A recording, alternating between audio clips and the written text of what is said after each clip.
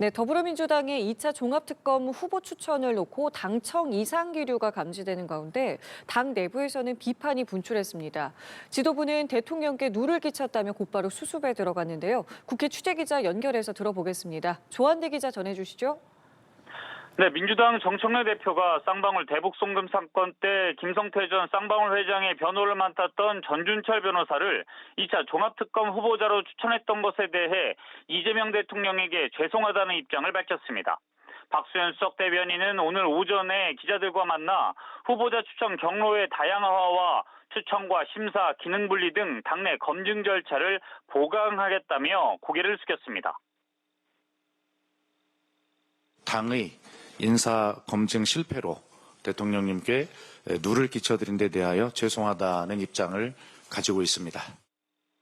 전 변호사 추천을 두고 이재명 대통령이 강한 불쾌감을 드러낸 것으로 전해지며 당청 간 이상기류에 이목이 집중된 상황이었는데요. 앞서 친명계를 중심으로 당내에선 비판 목소리가 비등했습니다. 친명계 이건태 의원은 오늘 이재명 대통령에 대한 배신이자 당론에 대한 명백한 반역이라고 비판했고, 전현희 의원도 대통령을 모독하는 것과 다름없다고 주장했습니다. 반면 당권파이자 전 변호사 추천 당사자로 알려진 이성윤 최고위원은 불필요한 논란이 일어난 점은 전적으로 자신의 책임이라면서도 윤석열 정권 들어 탄압을 받았던 소신 있는 검사라고 옹호했습니다. 이런 가운데 민주당과 정부 청와대는 잠시 후 국무총리 공관에서 고위당정 협의회를 엽니다. 협의회에선 대미투자 특별법 처리와 대형마트의 새벽 배송 허용안과 관련한 논의가 있을 것으로 전망됩니다. 자, 그리고 조국혁신당과 합당을 둘러싼 민주당의 내분도 이어지고 있습니다. 오늘 마라톤 최고위원회의도 예고가 돼 있고 그에 앞서서 조국혁신당 조국 대표는 기자간담회를 열었는데 그 소식도 전해주시죠. 네, 합당을 둘러싼 갈등도 지속되고 있습니다. 비당권파 강득구 최고위원은 SNS에 정 대표가 멈추지 않으면 여기까지라고 썼고, 박홍근 의원은 조직적 결집을 추진하겠다고 경고했습니다. 민주당은 오늘 저녁 마라톤 최고위원 회의를 열고 합당 문제에 대한 지도부 차원의 의견 정리에 나서는데, 이번 회의에서 단판을 지을 수 있을지는 미지수입니다. 합당의 다른 당사자인 조국혁신당은 자체 지방선거 준비에 들어가겠다면서 설 전까지 입장을 정리하라며 사실상 최후 통첩을 내놓았습니다. 설 연휴가 시작되는 2월 13일 전까지 민주당의 공식 입장을 결정해 주십시오.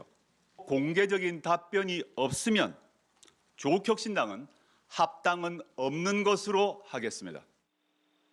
또한 조국 대표는 지분 밀약설, 조국 대권론을 거론하며 어떠한 밀약도 어떠한 지분 논의도 없었다고 항변했습니다. 이에 민주당은 의원총회 의견 수렴 후 조속히 입장을 발표할 것이라고 밝혔습니다. 반면 이재명계 외곽 조직인 더민주 전국혁신회의는 정당 민주주의를 깡그리 무시한 구시대 제왕적 총재의 모습이라며 조국 대표를 비판했습니다.